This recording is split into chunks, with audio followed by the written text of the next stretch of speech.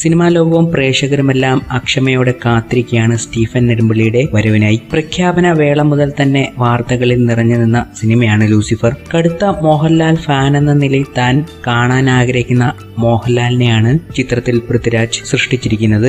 അതിൽ താൻ വിജയിച്ചോ ഇല്ലയോ എന്ന് വിലയിരുത്തേണ്ടത് പ്രേക്ഷകരാണ്. പ്രത്യേകിച്ച് അവകാശവാദങ്ങളൊന്നുമില്ലാതെ തന്നെയാണ് പൃഥ്വിരാജും സംഘവും എത്തുന്നത്. സിനിമയെക്കുറിച്ച് വാചാലരാകുന്നവരിൽ ഒരാൾ പോലും അമിത പ്രതീക്ഷ സമ്മാനിക്കരുതെന്ന കാര്യത്തിൽ നിർബന്ധമുണ്ടായിരുന്നു ഈ സംവിധായകന്. പലപ്പോഴും അദ്ദേഹം തന്നെ അത് വ്യക്തമാക്കിയിട്ടുമുണ്ട്. ഇപ്പോഴത്തെ സോഷ്യൽ മീഡിയയും വ്യക്തമാക്കിയിരിക്കുകയാണ് ഇക്കാര്യവും. അമിത പ്രതീക്ഷ വിനിയാകുന്ന പല സന്ദർഭങ്ങളും ഇതിനോടകം തന്നെ ഉണ്ടായിക്കഴിഞ്ഞു. കൂടാതെ ചില പ്രേക്ഷകരുടെ ഡീഗ്രേഡിങ്ങും. അത് കൂടുമ്പോൾ സിനിമയെ ഇതൊക്കെ എങ്ങനെ ബാധിക്കുമെന്ന് വലിയ രീതിയിൽ തന്നെ ഇപ്പോൾ പ്രേക്ഷകർ മനസ്സിലാക്കി കഴിഞ്ഞു. ഇതെങ്ങനെ മറികടക്കാം?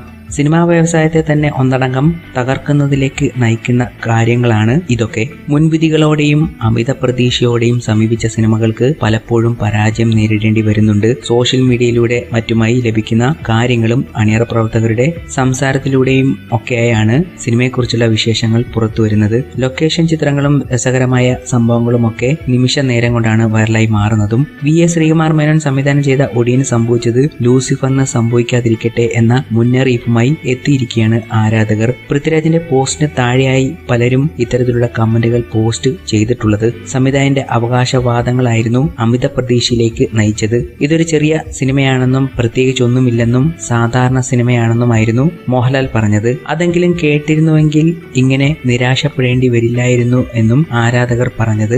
എന്നാൽ ലൂസിഫറിലേക്ക് എത്തുമ്പോൾ പങ്കെടുത്ത അഭിമുഖങ്ങളിലെല്ലാം മോഹൻലാലും ലൂസിഫർ അനുഭവത്തെക്കുറിച്ച് തുറന്നു പറഞ്ഞിരുന്നു. സംവിധായകൻ എന്ന നിലയിൽ ഗംഭീര പ്രകടനമാണ് പൃഥ്വിയുടേതെന്നും ചിത്രീകരിക്കാൻ പോകുന്ന രംഗങ്ങളെക്കുറിച്ചും മറ്റും വിഷയങ്ങളെക്കുറിച്ചുമൊക്കെ അദ്ദേഹത്തിന് കൃത്യമായ ധാരണയുണ്ടായിരുന്നുവെന്നും കഥ പറയാനായി എത്തിയപ്പോൾ താൻ ചോദിക്കുന്ന പല സംശയങ്ങൾക്കും കൃത്യമായ ഉത്തരവും അദ്ദേഹത്തിന്റെ കയ്യിലുണ്ടായിരുന്നു. നടൻ എന്ന നിലയിൽ ആത്മവിശ്വാസത്തോടെയാണ് താൻ മുന്നേറിയതെന്നും അദ്ദേഹം പറഞ്ഞിരുന്നു. അഭിനേതാവെന്ന നിലയിലുള്ള രാജുവിനെ തനിക്കറിയില്ലായിരുന്നു എന്നാണ് മഞ്ജു പറയുന്നത്. നേരത്തെ കാണുകയും സംസാരിക്കുകയും ഒക്കെ ചെയ്തിട്ടുണ്ടെങ്കിലും ഒരുമിച്ച് പ്രവർത്തിക്കുന്നത് ഇതാദ്യമായാണ്. സംവിധായകൻ നടൻ വ്യത്യാസത്തെക്കുറിച്ച് തനിക്കറിയില്ലെന്നും താരം പറഞ്ഞിരുന്നു. അഭിനേതാക്കളിൽ നിന്നും എന്താണ് പ്രതീക്ഷിക്കുന്നതെന്ന കാര്യം കൃത്യമായി വിവരിക്കുകയും അഭിനയിച്ച് കാണിക്കുകയും ചെയ്തിരുന്നു രാജു.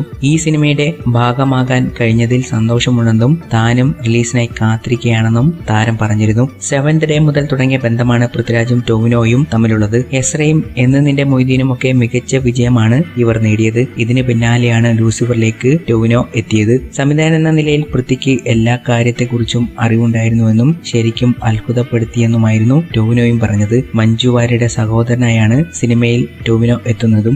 നിലപാടുകളുടെ കാര്യത്തിൽ വ്യത്യസ്തനാണ് പൃഥ്വിരാജ്. ആർജവത്തോടെ അദ്ദേഹം അത് വ്യക്തമാക്കിയിട്ടുമുണ്ട്. ആദ്യ സിനിമയുമായി എത്തുമ്പോൾ പ്രമോഷനായും അദ്ദേഹം വേറിട്ട മാർഗമാണ് തിരഞ്ഞെടുത്തതും. സിനിമയിലെ കഥാപാത്രങ്ങളെ പരിചയപ്പെടുത്തുന്നതിനായി 26 ക്യാരക്ടർ പോസ്റ്ററുകളായിരുന്നു പുറത്തുവിട്ടത്.